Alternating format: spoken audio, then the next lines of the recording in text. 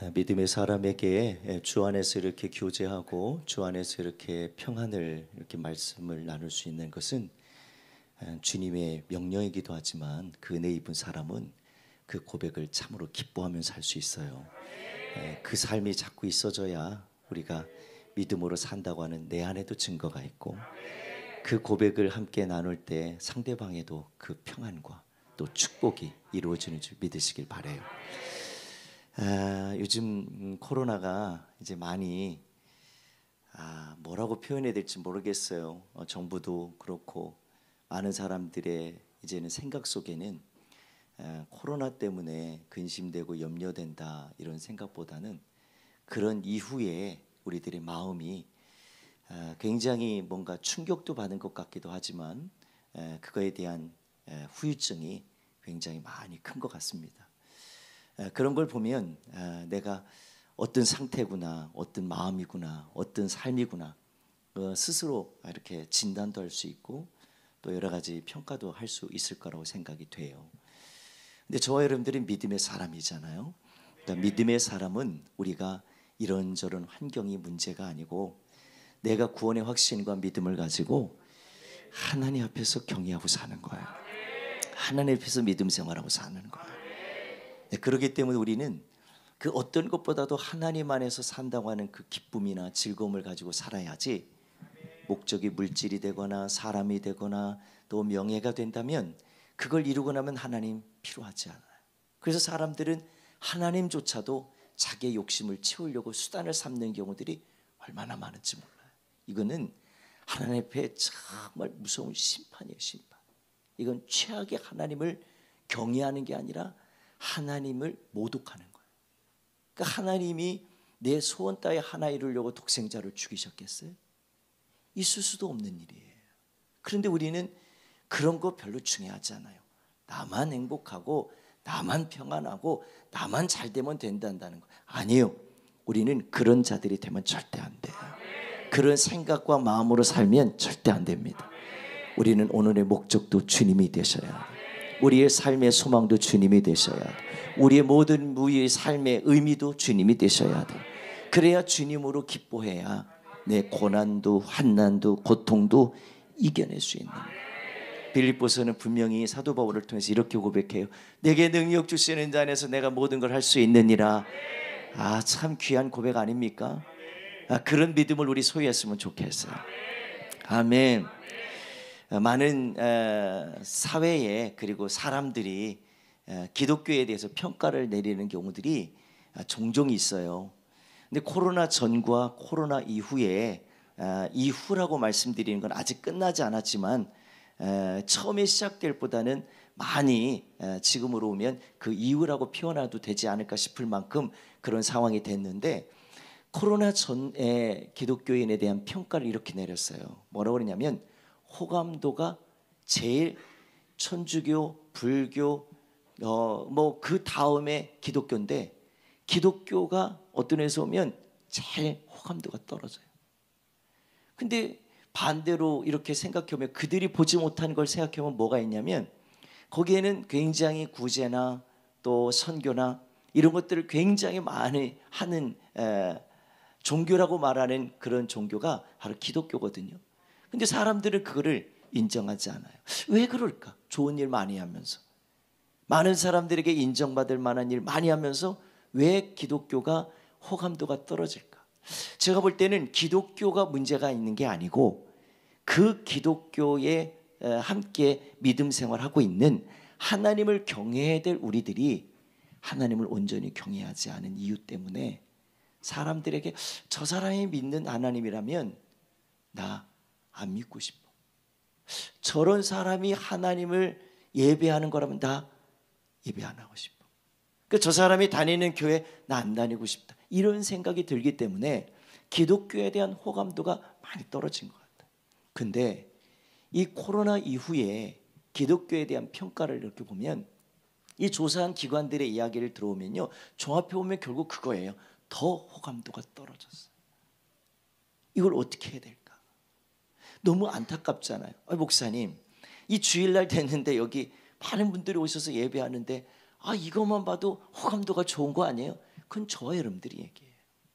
믿지 않는 사람들에 대한 이야기들을 들어보면 대부분이 뭐라고 하냐면 그때 가졌던 이 호감도가 뚝 떨어졌던 요인들이 지금은 더 많이 갖고 있다는 거예요. 그러니까 이런 모습들을 가지고 살아가는 우리들에게 그 근본적인 이유를 찾아본다고 생각해 봤을 때 이게 뭘까? 나를 한번 진단해 보는 거예요.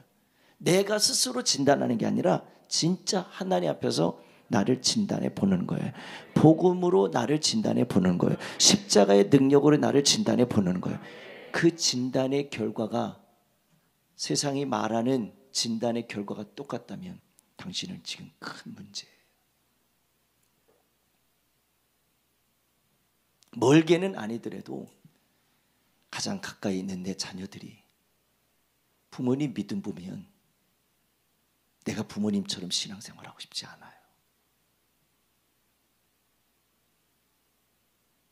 이런 모습들이 우리의 멀리 있는 이야기가 아니라 남의 나라 이야기가 아니라 저와 여러분들이 가까이 살고 있는 사람들 가운데서도 인정을 못 받는데 어디 가서 내가 누군가에게 인정받을 만한 믿음의 삶을 살아낼 수 있겠냐는 거예요.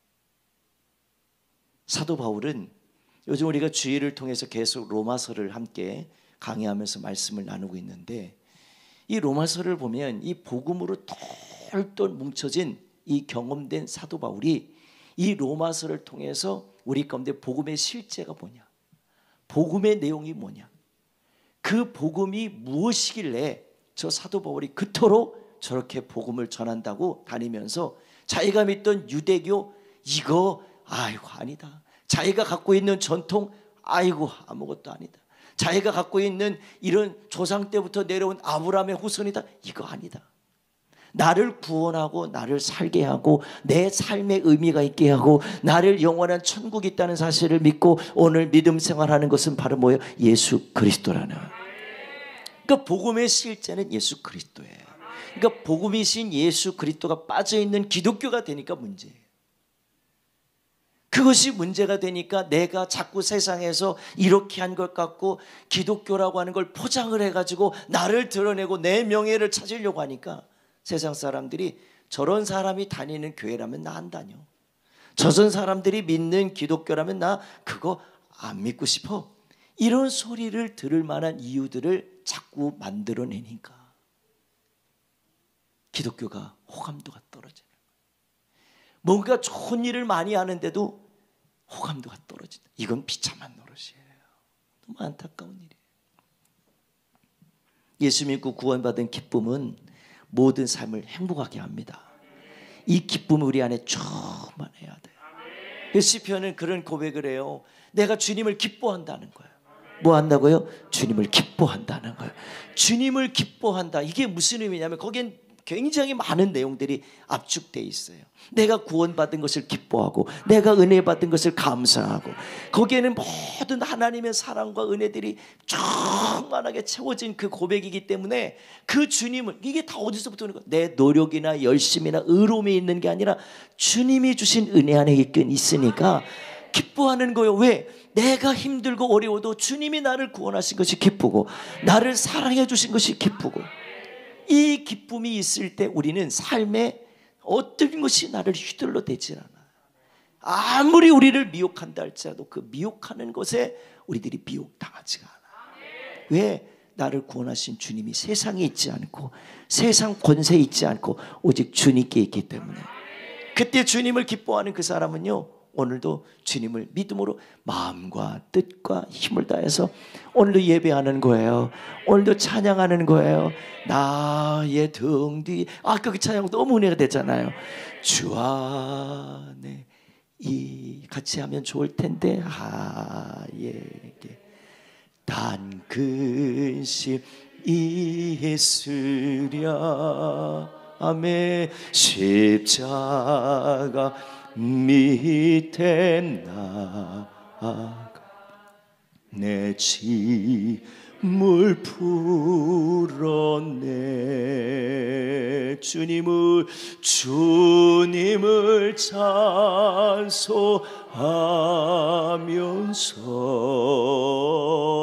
할렐루야 할렐루야.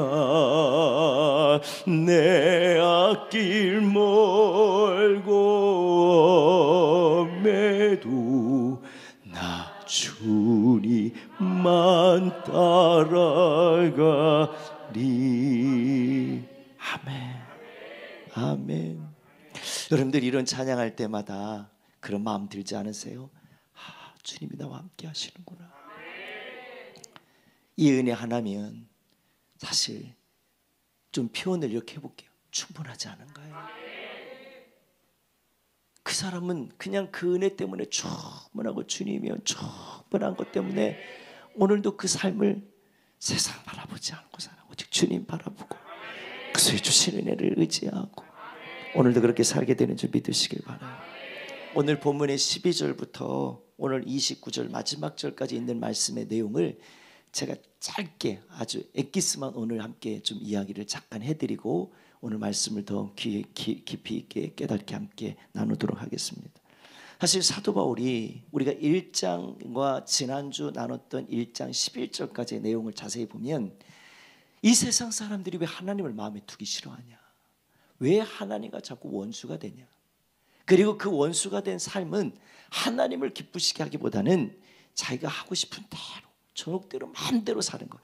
그러고도 나는 종교인이고 나는 교회를 다니니까 나는 천국 갈 수 있고 나는 괜찮다는 거. 그런데 자세히 보니까 그런 삶을 살면서도 죄를 짓고 마음대로 해요. 그리고 교회 와서 주일이 되면 주님 내가 잘못했어요, 용서해 주세요. 그리고 세상에 또 나가서 한 주간 동안 계속 죄 짓고 또 돌아와서 주님 내가 잘못했어요, 나를 용서해 주세요. 여러분들, 내가 용서를 구하고 하나님께 회개하는 삶은요, 다른 게 아니라 내가 잘못된 것을 청산하고 끊어버리고 다시 주님께로 돌아오는 거예요. 삶의 가치, 삶의 근본, 삶의 목적, 삶의 가치, 모든 것들을 다 하나님께로 두고 하나님께로 돌아오는 거. 그게 진정한 회개 아닙니까?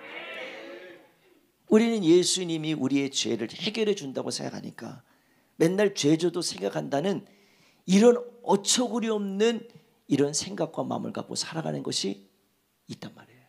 이게 우리 안에서 믿음이 아니고 우리 안에 갖고 있는 잘못된 신념이고 착각이에요. 이건 종교적인 이 교리만 갖고 사는 거지 진짜 예수님이, 진짜 복음이 내게 실제가 돼야 돼요. 주님의 은혜로 실제가 돼야 돼요. 그래야 내가 오늘도 믿음으로 사는 것에 대한 기쁨이나 감사와 이 은혜에 대한 내가 책임을 맡은 어떤 책임, 구원의 기쁨을 받은 책임으로서 책임을 감당하고 사는 거예요. 아멘. 우리 교회는요, 뭐 많은 분들이 알고 있기 때문에 누구 이름을 다 호명하지는 않을게. 이제 이름을 자꾸 호명하면 은혜 받은 분들이 은혜를 이름을 호명해 버려 그 다음부터 잘 안 해. 그래서 너무 이게 내가 이제 호명하면 큰일 나겠다 싶어요. 어떤 분도 그래요. 뭐 이것도 오해 없으셨었으면 좋겠어요. 우리 성도들이 이렇게 보면, 우리 아이들도 그렇고 우리 어른들도 이렇게 보면 뭔가 이렇게 은혜 받고 기뻐서 막 헌신해요, 막 충성해요. 그게 얼마나 기쁜지 몰라요. 근데 그 기쁨이 오래 가는 사람이 있고 아주 짧게 한 번으로 끝나는 사람이 있어요. 근데 제가 속았어요. 한 번 하는 거를 칭찬했거든요. 근데 칭찬했는데 그 다음에 오래 가야 될 게 안 가니까 제가 마음이 불편해요. 제가 불편한 게 무슨 표현이냐면 하나님 앞에 잘못했다는 생각이 들어요. 괜히 그것만 의롭다고 인정해 줬지 내가 이제 주님도 진짜 인정해 주셨을까? 생각해 보면 물음표예요, 물음표. 우리 성도들이 요즘도 보면 지금도 뭐 오늘도 식사를 또 하게 돼요. 이제 다음 주부터 그 다음 주부터 이제 인테리어가 본격적으로 시작되기 때문에 지금 이제 식사가 오늘이 마지막 식사예요. 마지막. 어떡하지? 마지막 식사예요. 올해도 안 했어요. 코로나 이제 많이 흩어지고 나서 한 3번 했는데 너무 행복하잖아요. 2년 전에 그것을 통해서 교제하고 같이 믿음 나누고 너무 좋았잖아요. 근데 그 일을 준비하면서 보니까 누구 하나 그거 안 한다고, 그거 해서 시켰는데 안 한다고 짜증내고 하나도 없어요. 얼마나 기쁘게 하는지. 어제도 비전팀 모였다가 비전팀에 있었던 모든 기도 중보기도 하는 성도들이, 이 직분자들이 남아갖고 식당에 다 투입돼가지고 내일 오늘 주실 음식 만나를 위해서 열심히 준비하는 거예요. 제가 이렇게 살짝 봤잖아요. 봤더니 너무 기쁜 거라, 막 너무 행복한 거라. 어떤 분은 막 수박도 갖다 놓고, 어떤 분은 밭에 가서 막 뭣도 뽑아오고, 어떤 분은 막 시장에 가서 사오기도 하고, 막 모든 게 다 기쁜 거예요. 거기에서 기쁘니까 제가 보니까 바깥에서 들으니까 노래소리가 들려요. 주님 감사합니다, 이런 찬양은 안 들리지만 마음에 느껴지는 게 있어요. 제가 너무 고마운 거예요. 여러분들 그거 그분들한테 물으면 이렇게 얘기할 거예요. 어떻게 그렇게 기쁘냐고. 주님의 은혜예요, 뭐 이렇게. 이분은요, 이 은혜 때문에 뭐 누구 시켜주고 누가 안 시켜주고 그거 했냐 안 했냐 그거 갖고 살지 않아요. 그 오직 주님의 은혜, 나를 구원하신 하나님의 은혜, 이게 있으니까 믿음으로 사는 거예요. 근데 이 사도 바울은 그 생각이 드는 거예요. 이 유대교인들을 보니까 자기가 전통만 따질 줄 알지, 자기가 할례 받은 것만 따질 줄 알지, 자기들이 아브라함의 후손이라는 것만 따질 줄 알지, 자기가 진짜 예수님을 통해서 구원받고 은혜 받은 것을 자랑하고 내가 변화되어 새 사람 되고 하나님의 자녀 됐다는 걸 자랑하지 않아요. 자기의 전통이나 자기의 형식과 자기의 열심과 의로만 자랑하는 거예요. 이게 여기서 말하는 표면적인 할례, 이 할례는 여러분들 태어나자마자 7일이 되면 이 사람들을, 이 남자의 성기에 표피를 잘라서 그를 정결 예식을 한다고 하지요. 그런데 이 정결 예식을 이스라엘의 후손, 아브라함의 후손이라고 하는 그 이유 하나를 그거로 표로 삼아가지고, 할례했으니까 너는 아브라함의 후손이구나, 유대인이구나, 이걸 말해주는 게 아닌데 이걸 가지고 자랑을 하는 거예요. 그러니까 이걸 할례를 안 받은 사람들에 대해서는 무슨 얘기냐면 이방인들이라고 표현하거든요. 그 사람들을, 이방인들은 뭐라고 표현하면 개만도 못한 존재라는 거예요. 아니 이게 말이 되는 거 아니에요? 안 되잖아요. 말이 안 되는데도 이들은 그거에 대한 자부심을 갖고 살아요. 저 사람들하고는 너무 다르다는 거예요. 저 사람들하고는 나는 확실히 다르다는 거예요. 그러니까 사도 바울은 이 부분을 생각해 보니까 자기가 예수님 만나고 구원받고 부활하신 주님을 만나고 나서 자기 평생 살면서 주님의 은혜로 사는 것에 대한 기쁨과 감사가 있는 이 사람에게 그 은혜를 생각해 보니까 표면적으로 할례 받았다, 내가 유대인이다, 내가 아브라함의 후손이다, 그것 가지고 자랑하면서 세상 사람들에게 나는 바리새인이에요, 나는 유대인이에요, 나는 할례를 받았어요, 당신 할례 안 받았네, 이것 갖고 따지고 이걸 판단하고 그래서 개만도 못한 존재로 표현해버린다면, 그러면서 은혜 안에 살지 못하고 구원받은 기쁨은 다 상실해버리고 그 전통만 붙들고 산다면, 그 열심으로 그거 열심히 해갖고 율법 지키려고 한다면 그게 진짜 그리스도이냐는 거예요. 아니라는 거죠. 그래서 사도 바울은 오늘 본문의 핵심은 그거예요. 겉으로 표면적으로 할례를 받는 자가 되지 말고 마음으로 할례를 받아라. 마음의 할례를 받아라. 뭐 할례를 받으라고요? 마음의 할례를 받으라는 거예요. 그 마음이 보입니까? 안 보입니까? 안 보입니다. 그런데 마음의 할례를 받은 사람은 그걸 알아요. 내가 어떻게 사는지를 알아요. 어떤 은혜를 붙들고 사는지를 알아요. 지금 내가 어떤 가치를 두고 사는지를 알아요. 그래서 내가 표면적인 유대인은 아니지만 이방인이라도 예수님 만나고 구원받고 기쁨으로 살면 내가 할례를 받지 않았어도 마음의 할례 받은 그 기쁨과 감사로 오늘 표면적으로 할례 받은 사람보다 더 가치 있고 더 기쁨으로 더 감사로 산다는 거예요. 이게 오늘 사도 바울이 유대인들에게 이거를 깨닫게 하려고 우리들에게 주신 음성이에요. 여러분들 그러면 어떻습니까? 우리를 한번 진단해 보는 거예요. 혹시 여러분들에게 나는 교회 직분을 갖고 있는 사람이에요, 나는 목사예요, 나는 장로님이에요, 권사님이에요, 집사님이에요, 나는 어떤 기관의 회장이에요, 나는 교사예요, 여러분들 이거 여러분들 자랑하고 있다고 생각한다면 그 큰 오산입니다. 내가 뭐 이렇게 해서 하나님 앞에 이만큼 예물도 드렸어요. 이걸 여러분들 내세울 만한 의로움을 하나님 앞에 드렸다고 생각하고 착각한다면 그거 잘못된 겁니다. 예물도 예배도 기도도 믿음 생활도 다 하나님의 은혜 안에 해야 돼요. 그 감사를 잊지 말고 믿음을 하는 자가 돼야 돼요. 내가 한 걸 드러내지 않아요. 오직 주님의 은혜입니다. 오직 주님의 은혜입니다. 이걸 드러내는 거예요. 여러분들 사도 바울이 여러분들 예수님 만나고 나서 자랑하는 거 봤어요? 자기의 유대인임을 자랑하는 거 봤어요? 자기가 바리새인이라는 걸 자랑하는 거 봤어요? 자기의 학문과 명예를 자랑하는 거 봤어요? 자기가 아브라함의 후손이라는 걸 자랑하는 거 봤어요? 절대 없어요. 고린도서 1장에 보면 그 사도 바울이 고백하는 내용이 있어요. 뭐라고 그러냐면 야만이든 유대인이든 헬라인이든 그거 중요하지 않다는 거예요. 착한 사람, 뭐 약한 사람, 강한 사람 그거 중요하지 않아요. 강한 사람 앞에서도 약한 사람을 들어서 하나님이 사용하면 강한 자를요 이기게 하시겠다는 거. 어떻게? 주님의 은혜를 힘있게 해서. 여러분들 이걸 생각해 보면 사도 바울이 나의 나된 것은 그랬거든요. 나의 나된 것은 오직 주님의 은혜라. 주님의 은혜라. 그러니까 주님의 은혜라고 알고 있는 사도 바울에게는 자랑거리들이 아무런 의미 없는 거예요. 그래서 사도 바울이 고백했어요. 그렇게 자랑할 수 있는 유대인 할례 받은 거, 뭐 바리새인, 가말리아, 문하생, 로마 시민권 이거 다 뭐로 여기면 똥으로 여겼다. 똥으로. 배설물로 여겼다는 거예요. 목사님 설교상에서는 좀 유식한 말 좀 써주세요.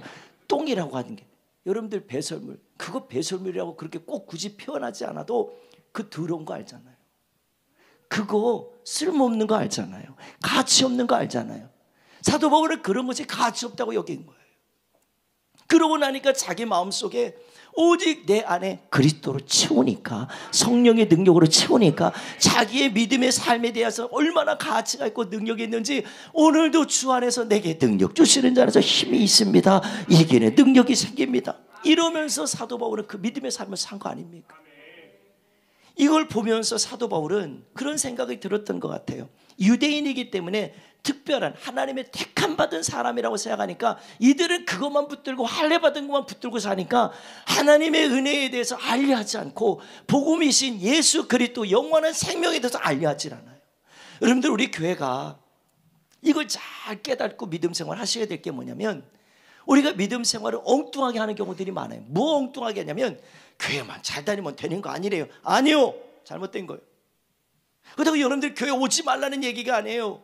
교회를 와도 마음 없이 다니는 사람들 많아요.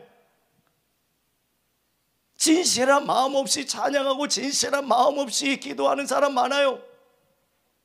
형식적으로 미사하고 써가면서 내가 이런 사람이다라는 거 자랑하는 사람 많습니다. 그런데 주님은 그걸 기뻐하는 게 아니에요. 주님 우리의 마음을 기뻐해요. 마음을 기뻐해요. 내가 하나님을 향하여 마음과 뜻과 힘과 정성을 다 하나님을 예배할 때 주님은 그전한 데를 찾으셔서 하나님 오늘도 일해 주시고 역사해 주시는 것, 그런 믿음의 사모함 있는 사람이 어떻게 고백합니까? 하나님의 이름을 부르기 시작할 때, 예수의 이름을 부르기 시작할 때 거기에 역사가 일어나는 거예요. 오늘 유치부가 3층에서 예배드려요. 사택에서 예배드리거든요. 근데 애들이 와가지고 오늘 하는데 그 담당 전사님이 그렇게 얘기하더라고. 예수님 좀 불러봐라. 예수님 이렇게 부르더라고. 애들이 매주마다 얘들이 고백이 달라졌어요. 고백이. 예전에 오면 막 문 잠가놔도 목단님 이러고 들어오는데, 아니 서재 겸 안방 겸 여기는 들어오지 말아야 하잖아 애들이. 근데 그냥 막 상관없어요. 목단님 그러고 들어와. 근데 어느 날부터 안 들어와. 그러더니 얘들이 떠들지도 않고 예배를 드리고 막 그래요. 근데 얘들이 오늘은요, 담당 전사가 그래요. 뭐라고 그러냐면 예수님을 함께 부르고 고백하는 거로 끝나지 않고 한 사람씩 시켜보는 거라. 한 사람씩 시켜보는 거라. 근데 놀라운 게 뭔지 아십니까? 첫 번째부터 마지막까지 고백하는 애들이 한 수십 명 되지 않아요. 딱 4명이에요. 4명. 근데 얘들이 고백하는 게 얼마나 대단한지, 아니 예수님을 고백하는데요, 어른보다도 더 이게 소리가 높고 톤도 높고 얘들이 고백이 진심이 느껴지는 거예요. 마지막에 한 애가 있었거든요. 이름 부르지 않으려고 마지막에 예수님 하는데 귀에서 막 그 예수님 소리가 여기에 딱 달라붙는 거라. 이게 막 우와 정확하게 막 이 마음까지 느껴지는 거라. 얘들이 고백 그렇게 하더라고요. 여러분들, 저는 아이들이 예수님 한번 고백하는 거 뭐 그렇게 대단해요? 아니요. 얘들이 언제 예수님을 불러보겠어요? 얘들이 언제 예수님을 사랑해 보겠어요? 지금은 다 몰라요. 시키는 것만 할 줄 알죠. 근데 이번에는 요즘 보면 얘들이 달라진 게 있어요. 한 달 조금 더 되게 한 2달 정도 예배 드렸나? 근데 얘들이 올 때마다 고백이 달라져요. 이게 고백, 예전에는 모르겠는데요, 안 봐도 알아. 모르겠는데요, 시키면 못해. 그런데 요즘은요, 시키는 대로 하고 먼저 대답을 해요. 얘들이. 와, 신기합니다. 뭔 얘기하다 내가 여기까지 왔더라. 근데 얘들이 고백이 그렇게 중요해요. 난 얘들이 고백하는 걸 보면서, 야, 얘들의 믿음의 고백이, 야, 이렇게 얘들도 고백할 수 있는 고백이구나. 근데 유대인들은 자기가 생각했어요. 나 할례 받았어요. 나는 직분이 있어요. 난 아브라함. 이걸 지금 주님은 기뻐하지 않는다는 거예요. 이것만 자랑하고 있는 표면적인 유대인, 뭔가 열심히 하려고 하는 당신의 이 자기의 의로움을 찾아보려고 뭔가 열심히 하려고 하는 당신, 율법만 지키려고 하는 당신, 잘못됐다는 거예요. 율법을 열심히 지키지 않을 만한 이방인들, 개만도 못한 존재라고 하기에는 그들도 할례를 받지 않고 아브라함의 후손이라고 생각하지 않아도 그들은 예수님 믿고 구원받은 기쁨 때문에 오늘도 믿음으로 사는 걸 기뻐하고 마음의 할례를 받은 자처럼 믿음으로 살더라는 거예요. 그러니까 이 시대가 잘못된 게 뭐냐면, 왜 호감도가 기독교인이 떨어졌을까? 저와 여러분들이 믿는 예수님에 대한 호감도가 왜 떨어졌을까? 기독교가 문제가 아니에요. 예수님이 문제가 아니에요. 예수님께 모든 문제를 다 떠넘길 게 아니라 믿음으로 살지 않는 나에게서 찾아야 돼요. 믿음으로 살아내지 않는 나에게서 찾아야 돼요. 복음이 실제가 되지 않는 나에게서 찾아야 돼요. 우리가 자랑할 거는 직분 자랑, 혈통 자랑, 가문 몇 대 그거 자랑하는 게 아니에요. 우리가 자랑할 거 한번 따라해봐요. 예수님 자랑. 다시 한번 예수님 자랑. 할렐루야. 하나님의 은혜로 전적으로 은혜에 감사하는 성도들이 돼야지. 마음에 할례 받은 사람은 그렇게 살아요. 마음에 할례 받은 사람은 그렇게 고백하고 살아요. 그게 진짜 마음에 할례 받은 사람이 참 그리스도인이에요. 여러분들, 세상에서 믿음 없는 게 문제지, 내가 부자라고 여러분들 그거 인정 안 해주고 인정받았다고 그것 때문에 좋아하고, 그게 아니에요. 주님은 우리 가운데 네가 가난한 거, 믿음이 없는 게 아니라 넌 믿음이 있지 않니? 가난한 게 문제냐? 아니야. 나는 가난 때문에 너를 만나주고 너의 기도를 안 들어주고 그거 아니다. 너의 믿음을 보고 내가 너의 기도 소리를 듣고 너의 예배를 받아서 내가 역사해 주겠다는 거예요. 기도하는 그 기도를 들어 응답해 주시겠다는 거예요. 그래서 주님이 그 기도를 받아서 일해 주시는 거 아니겠어요? 그 마음의 할례를 받은 그 사람이 오늘도 주님을 영화롭게 하는 거 아니겠어요? 그런 사람들이 진짜 아니에요? 그런 진짜 목사, 그런 진짜 직분자들, 진짜 그리스도인이 돼야 세상에서 호감도 없는 기독교가 아니라 나 때문에 하나님의 영광 가린다는 생각을 하기 시작하면 기독교가 호감도 없는 게 문제가 아니에요. 내가 믿음으로 살아내지 못하는 것 때문에 하나님의 영광 가린다. 그 하나님이 욕먹는 건 누구 때문이요? 나 때문이라는 거예요. 이런 논리가 정확하게 나올 수 있는데도 우리는 잘못 생각하고 착각해서 그래도 나는 그래도 직분이 있어, 우리 집안이 몇 대간, 여러분들 그거 자랑거리가 아니라 오직 주님이 나의 자랑거리가 되고 나의 믿음의 삶이 되어야 될 줄 믿으시길 바라요. 고린도서 1장 29절로 31절에 보면 사도 바울이 이런 얘기를 했어요. 한번 앞에 보고 한번 읽어볼게요. 다 같이 1장 29절부터 31절 다 같이 한번 읽습니다. 시작. 이는 아무 육체도 하나님 앞에서 자랑하지 못하게 하려 하심이라. 너희는 하나님으로부터 나서 그리스도 예수 안에 있고 예수는 하나님으로부터 나와서 우리에게 지혜와 의로움과 거룩함과 구원이 되셨으니 기록된 바 자랑하는 자는 주 안에서 자랑하라 함과 같게 하려 함이니라. 아멘. 우리요, 표면적인 유대인들이 자랑하는 할례가 아니에요. 지금으로 말하면 나 세례 받았어요, 나 직분이 있어요. 여러분들 이게 자랑거리가 아니라는 거예요. 세례 받았으니까 세례 안 받은 분들을 향해서 아우 당신은 세례도 안 받았냐고 여러분들 그렇게 말하지 말라는 거예요. 나는 목사니까 여러분들 내 말을 들으라는 이런 게 아니라는 거예요. 신앙생활의 기준이 표면적으로 드러나는 것이 되기 시작하면 내가 교만해져요. 주님이 책망했던 바리새인들과 똑같은 사람들이 되는 거예요. 이 형식만 남는 종교인이 되는 건 하나님 기뻐하지 않잖아요. 이게 이런 모든 책망을 받고 심판의 대상이 되고 문제의 이 요소들, 요인들을 다 따져보니까 결국 주님이 문제가 아니에요. 복음이 문제가 아니에요. 교회가 문제가 아니에요. 그 믿음으로 살아야 될 내가 복음으로 살지 않아서 표면적인 유대인처럼 할례 받은 것만 자랑하고 내가 직분만 자랑하고 내가 어디 교회 다니는 것만 자랑하는 게 중요한 게 아니라 내 안에 예수님의 실제가 돼야, 그 믿음의 삶을 살아내야 오늘 표면적인 유대인이 아니라 마음에 할례 받은 이방인이라도 주님이 그들을 인정해 주신다는 거예요. 할렐루야. 갈라디아 2장 20절 우리 너무나도 잘 아는 말씀이잖아요. 이 갈라디아 2장 20절 내가 그리스도와 함께 십자가에 못 박혔나니 그런즉 이제는 내가 사는 것이 아니요 오직 내 안에 누가 산다고요? 그리스도께서 사시는 것이라. 할렐루야. 그러면 그 그리스도가 사시는 사람은 어떻게 해요? 이제 내가 육체 가운데 사는 것은, 이 몸뚱아리 갖고 사는 것은 나를 사랑하사 나를 위하여 자기 자신을 버리신 하나님의 아들을 믿는 믿음 안에서 살아가는 것이 되나. 할렐루야. 세상과의 관계를 단절한 사람이 이 사람이에요. 세상의 표면적인 유대인이라고 하는 것과 단절된 사람이에요. 표면적인 할례 받았다고 하는 것을 가지고 사는 그런 삶보다는 그것과는 결별한 사람이에요. 그러니까 내가 어떤 사람이고 뭘 자랑할 것이 내가 드러나져 있는 것 자랑이 아니라 내 마음에 있는 예수 그리스도, 복음이신 예수 그리스도를 자랑하고 믿음으로 살아가기 시작할 때 거기에 비로소 하나님의 영광 받으시고 그 선한 뜻을 이루시는 줄 믿으시길 바라요. 할렐루야.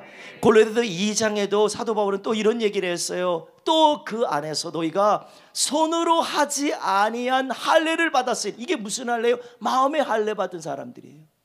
손으로 우리의 표피를 잘라내는 할례가 아니라 마음의 할례, 그 할례를 왜 해야 돼요? 구별된 사람이 되라고, 하나님의 사람이 되라고, 하나님의 자유된 사람이 되라고. 손으로 하지 않은 할례를 받은 곧 육의 몸을 벗은 것이요 그리스도의 할례니라. 아멘.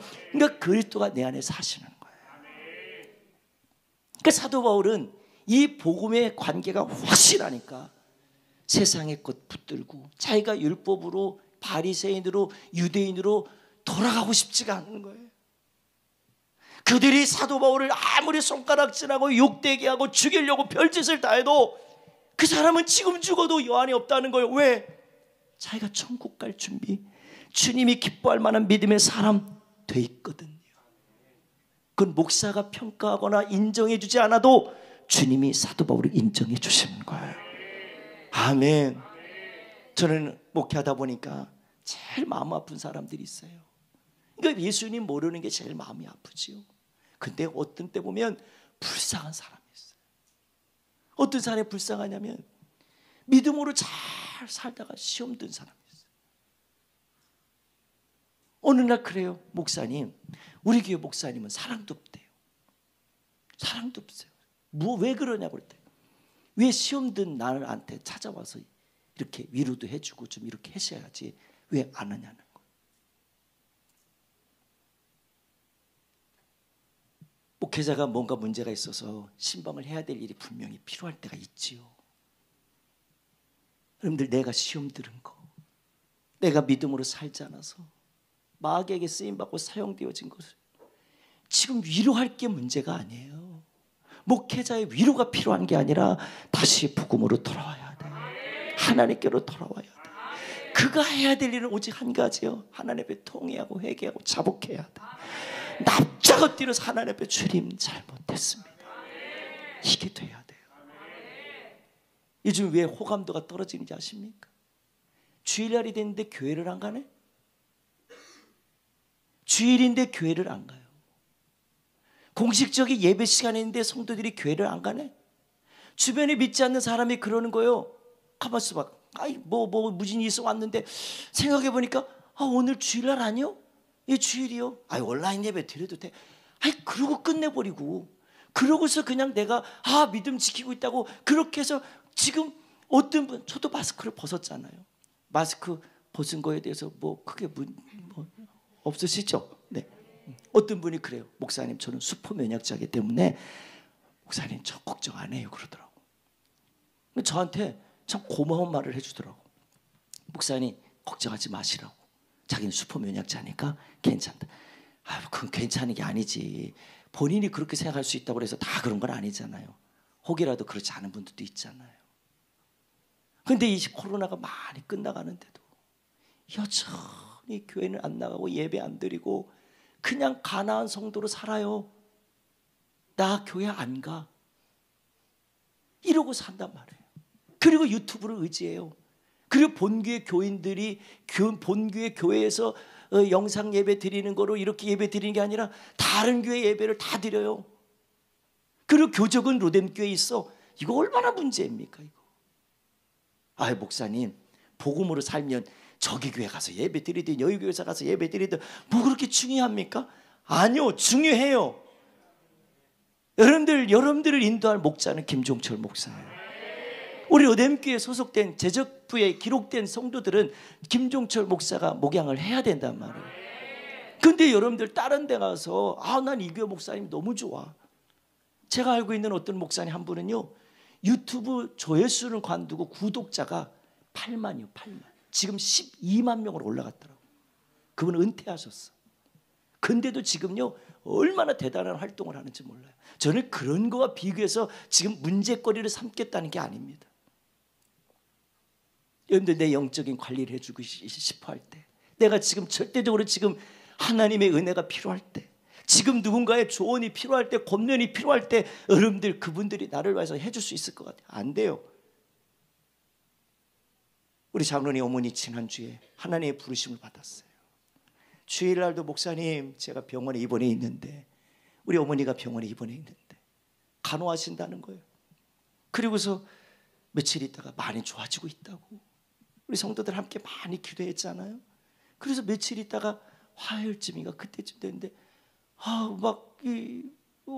장로님이 고백해 주는 소리를 듣고 깜짝 놀랐어요. 어머니 하나님 부르심 받았다.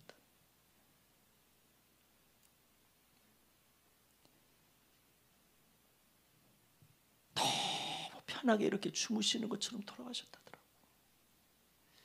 그러면서 장로님이 저한테 주셔서 전화를, 제가 그런 마음이 들었어요. 장로님에게 지금 굉장히 절망스러운 상황이고 굉장히 위기의 순간일 수 있어요. 뭔가 세상을 다 잃은 것 같을 거예요. 여러분들 사랑하는 사람이 내 곁을 떠나면 너무 힘들어요. 특히 부모님, 특히 사랑하는 사람 내 곁을 떠나면 너무 힘들 거예요. 그 사람이 아프면 너무 괴로운 거예요. 함께 할 수 없다는 것에 대한 절망이 너무 큰 거예요. 그때 목사님, 그 장로님의 전화는 그거예요. 이렇게 소천하신 하나님 부르심 받았는데 장례 절차나 이런저런 거 다 상의하려고 전화하신 거예요. 근데 제 마음속에 그런 마음이 들더라고요. 하나님 감사해요. 제가 왜 감사한지 아십니까? 하나님 부르심 받게 해주신 것도 감사하지만 이 관계를 주셔서 이 어려움 가운데 같이 기도하게 하시고 같이 이겨나가게 하시고, 오늘 장로님 기도하시는데 로뎀의 가족들이라고 하는데 더 문제가 되더라고요. 로뎀의 가족들이 있으니까 같이 기도하고 같이 위로하고 같이 힘주시는 거 아니겠어요? 여러분들 이런 것을 갖고 사는 사람이, 내가 표면적 할례 받은 사람의 유대인이 이거 자랑하겠습니까?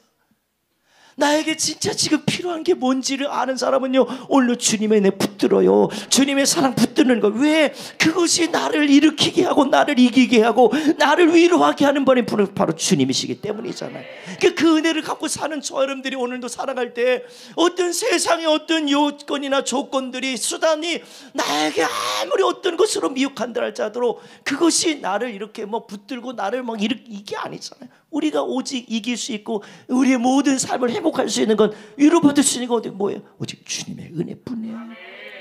이 은혜를 붙들고 사는 사람이 마음에 할례 받았다. 여러분들 마음에 할례 받았다는 건 뭐라고 그랬습니까? 손으로 한 할례가 아니라는 거예요. 그리스도를 통해서 거듭나는 거예요. 그리스도를 통해서 자녀가 된 거예요. 그리스도를 통해서 죄를 사함받는 거예요. 그리스도를 통해서 지옥 갈 인생이, 어둠 가운데 헤매던 인생이 하나님의 자녀가 돼서 천국 백성 되게 해주시고 이 영천을 잃게 하신 거 아니겠어요? 그러니까 오늘 이 본문의 말씀이 골로새 2장 말씀이 육의 몸을 벗은 것이다. 육의 몸이 뭐예요? 이제 육은 다 끝나. 근데 내 영이 그리스도를 통해서 할례를 받은 자, 그리스도를 영접한 자, 자녀된 권세를 입은 자, 그 사람이 어떤 자예요? 하나님의 택함 받은 자가 되고 하나님의 축복을 이어갈 자가 되는 거고 하나님의 은혜 안에 살아가는 믿음의 사람이 되는 줄 믿으시길 바라요. 그러니까 저와 여러분들이 믿음을 생활하면서 이 부분을 생각해 봤을 때 오늘 저 여러분들이 오늘 24절의 본문의 말씀 보면 오늘 이런 얘기를 했어요. 17절부터 20절에 먼저 볼게요. 여기 보면 이 사도 바울이 강력하게 이야기하는 게 있어요. 이거 쉬운 성경으로 좀 기록해 놨거든요. 한번 앞에 한번 잘 보셨으면 좋겠어요. 여러분들 성경 말고 이 앞에 있는 성경 한번 읽어봅니다. 시작. 자신을 유대인이라 부르는 여러분은 어떠합니까? 여러분은 모세의 율법을 의지하며 하나님과 사귄다고 자랑합니다. 여러분은 하나님의 뜻이 무엇인지도 알며 율법을 배웠기 때문에 무엇이 옳은지도 분별할 수 있습니다. 여러분은 스스로가 앞 못 보는 사람의 인도자요 어둠 속에 있는 사람의 빛이라고 확신하고 있습니다. 또 율법에서 진리의 근본을 터득했다고 하면서 여러분 자신을 어리석은 사람의 교사요 어린아이의 선생이라고 합니다. 자, 지금 사도 바울이 유대인들한테 이야기하는 내용이에요. 이게 좋은 내용입니까? 좋지 않은 내용이에요. 근데 이들이 몰라요? 다 알아요. 근데 다 알고 있고 지금도 종교적인 열심과 생활하는 이들인데 지금 사도 바울이 말하는 이야기를 자세히 곱씹어 보면 이거를 다 의미를 생각하고 깨닫고 이렇게 압축해 보면 무슨 깨달음이 있냐면 당신들 그렇게 해놓고 당신들만 지옥 가는 게 아니라 다른 믿지 않는 사람들 지옥 가게 만드네요. 눈뜬 봉사라는 거예요. 이게 우리한테 주시는 교훈이 그냥 교훈이 아니에요. 그러면서 또 여기 이렇게 합니다. 24절에 또 넘어가서 보면 21절에 보면 그 다음에 이렇게 얘기해서 21절 한번 볼게요. 21절 뭐라고 되어 있냐면 이렇게 되어 있어요. 그러는 여러분이 다른 사람을 가르치면서 왜 여러분 자신을 가르치지 않습니까? 다른 사람에게 도둑질하지 말라고 설교하면서 여러분 자신을 왜 도둑질합니까? 24절에 또 넘어가서 볼까요? 24절 거긴 또 뭐라고 24절 25절 보니까 뭐라면 너희 때문에 그게 누구예요? 표면적 유대인이라고 생각하고 할례 받은 사람을 생각하는 그들한테 그래요. 너희 때문에 하나님의 이름이 이방인들 사이에서 욕을 먹고 있다고 성경에 기록된 말씀과 어쩌면 그렇게도 똑같습니까? 이렇게. 그리고 25절 다 같이 한번 읽어봅니다. 시작. 여러분이 율법을 지키면 여러분이 받은 할례는 가치 있는 것이 되지만 율법을 지키지 않으면 여러분은 할례를 받지 않은 사람들처럼 되고 맙니다. 아멘. 할례 받은 자는요 할례 받지 않은 직분 받지 않은 감사하지 않는 그런 삶이 아니라 도리어 그들보다도 더 하나님의 은혜를 알고 더 감사하고 영광 돌리고 살아가게 되는 줄 믿으시길 바라요. 전 의료됨의 모든 성도들이 오늘 제목을 그렇게 했어요. 진정한 할례는 마음에 받아야 합니다. 진정한 할례는 어디다 받으라고요? 마음에 받으라고요. 누구 마음에? 어떻게 알았어요? 내 마음이라는 거 가르쳐주지 않았는데. 그런데 진짜 내 마음의 할례를 받으셔야 해요. 목사는요 더 책임감이 있어요. 사실 목회자가 마음의 할례를 받지 않고 여러분들에게 복음이라고 가짜 복음을 전하면 어떻게 되겠어요? 여러분들 다 죽는 거예요. 다 지옥 가게 만들어요. 어떡하려고?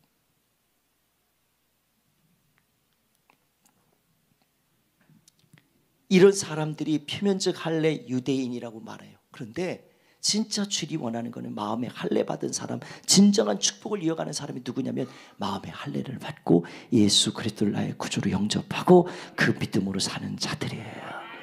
아멘. 진정한 할례. 내가 버트로 나는 로뎀교회 교인이야 이거 자랑하지 말라는 얘기예요. 내가 직분인데 이거 자랑하지 말라는 얘기예요. 내가 뭐 했다고 하는 열심 이거 자랑하지 말라는 거예요. 사도 바울은 끝까지 한 가지 고백을 계속합니다. 나에게 자랑 것은 오직 예수 그리스도, 나를 구원한 예수 그리스도. 아멘. 그래서 29절에 마지막에 보니까 그랬어요. 오직 이면적 유대인, 두 가지 마음을 갖고 살아가는 그런 두 가지 행동하는 그런 사람이 아니라 진정한 의미에서 유대인은 어떤 사람이냐? 율법이 아니라 성령을 따라서부터 시작. 성령을 따라 마음에 받은 할례가 진정한 의미의 할례입니다. 그런 사람은 사람이 아니라 하나님께로부터 칭찬을 받습니다. 아멘. 여러분들 진단받으면 우리가 내 자신이 겉으로는 이렇게 해서 다 우리가 겉으로 봐도 저 사람 어떤 사람이다 다 진단이 돼요. 그래서 우리가 지난번에 지지난주 시간에 그런 얘기를 했잖아요. 함부로 판단하지 말라고. 근데 오늘 주시는 말씀을 자세히 보면 지금 어디까지 우리를 보고 있어요? 우리 마음까지 보고 있어요. 우리 마음을 보고 있다. 누가 보겠어요? 주님을 내 안에 구주로 모시고 사는 사람들은 육체 가운데 사는 게 아니에요. 내 안에 계신 그리스도를 통해서 사는 거예요. 그리스도의 은혜를 입고 사는 거예요. 그런 사람들은 어떻게 해요? 오늘 표면적으로 유대인이라고 자랑하는 게 아니라 내 안에 계신 그리스도로 인해서 내가 이렇게 변화된 삶을 살고 있습니다. 믿음으로 내가 이렇게 살아가고 있습니다. 오늘 주의 사랑이면 나는 충분합니다. 이 믿음을 갖고 사는 그런 사람들 향해 주님은 칭찬하시고 그런 사람들을 택하셔서 하나님의 거룩한 뜻을 이루시겠다는 거예요. 마음의 할례를 받았는데 더 이상 어떤 것이 우리 가운데 의로움이 될 수 있겠어요? 주님이면 충분하다고 생각할 그런 사람이라면 여러분들 어떤 할례, 표면적인 할례요, 이면적인 유대인들 전통이요, 아브라함이요, 이건 자랑거리가 아니라는 거예요. 내 안에 있는 복음이 나를 살게 하고 내 안에 있는 복음이 실체가 되고 그래서 내 삶의 가장 귀한 것으로 만들어 간다는 거예요. 절대적으로 우리는 이 앞에 서서 뭔가를 이렇게 화려하게 하는 걸 속으면 안 돼요.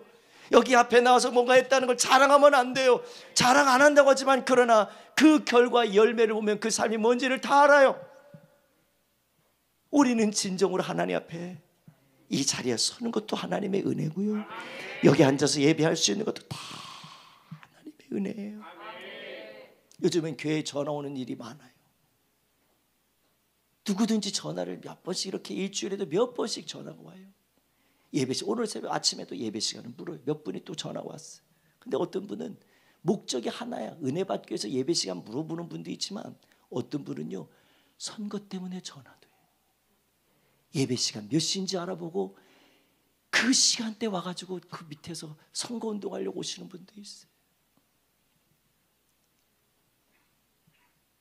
제가 그러고서 언젠가 이렇게 내려가서 오면요 그분들이 보든 말든 뭐 이거 그래요 와갖고 내려갔는데 인사하러 이제 딱 목사가 잘 앞에 나가서 이제 인사하려고 내려갔더니 누군가 와 있어요.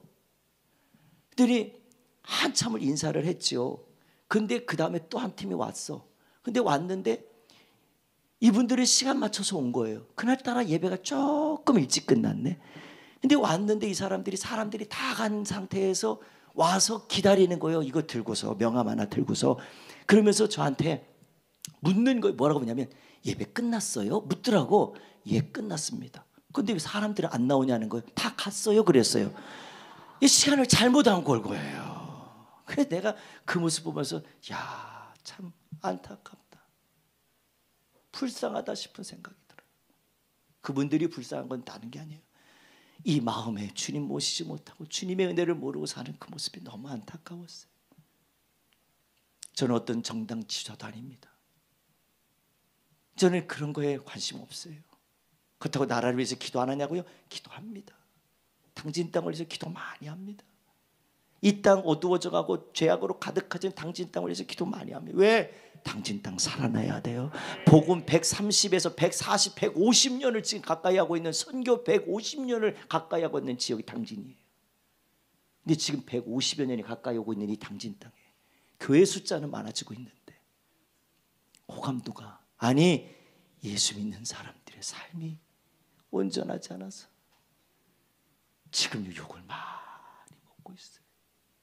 예배 안 드리고 쉬고 있는 권사님들 많아요. 예배 안 드리고 쉬고 있는 가난한 성도들, 집사님들, 교회 수십 년 다녔다고 하는 3대 4대 집사님들도 많다고. 이거 어떻게 합니까? 이거?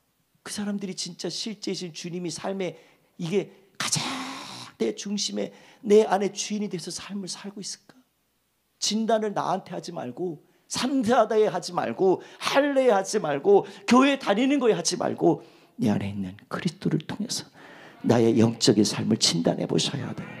그래야 내가 지금 상태가 어떤지가 다 드러나잖아요. 마음의 할례 받으셔야 합니다. 마음의 진실로 할례를 받으셔야 합니다. 그래야 내가 오늘도 그 할례를 받은 믿음으로 나를 구원하신 하나님의 은혜로 오늘도 감사하면서 오늘 믿음으로 살게 될 줄 믿어. 우리 됨교회 복음을 전하는 교회예요. 쓸데없이 정치하고 그런 교회 아닙니다. 사람들에게 드러내려고 하는 교회 아닙니다. 그런 목사라면 여러분들 이 교회 나오지 마요. 그럼 다 죽어. 영혼 다 죽어. 안 됩니다. 그래서 여러분들 저를 위해서 기도 많이 해주세요. 저 복음으로 목회하는 목사 돼야 돼요. 우리 성도들도 영혼들 천국까지 이끌어갈 수 있는 그런 목회자가 돼야 돼요. 그런 우리 로뎀교회가 구원의 방주가 돼야 돼요. 영혼들이 살아 돌아오는 교회가 돼야 돼요. 살려지는 교회가 돼야 됩니다. 더 여러분들에게 큰 미션을 하나 드릴게요. 말씀 한 절 읽고 기도합시다. 에스겔서 36장 26절로 27절 말씀 한번 읽어봅니다. 다 같이 읽어요. 시작. 또 새 영을 너희 속에 두고 새 마음을 너희에게 주되 너희 육신에서 굳은 마음을 제거하고 부드러운 마음을 줄 것이며 또 내 영을 너희 속에 두어 너희로 내 율례를 행하게 하리니 너희가 내 규례를 지켜 행할지니라. 주님의 영으로 채워야 돼요. 성령의 능력으로 채워야 돼요. 그 믿음으로 살아야 오늘 내가 정신 바짝 차려서 믿음으로 살아낼 수 있는 겁니다. 그게 복음의 실제가 되는 거예요. 아멘. 우리 한번 이 시간에 기도합시다.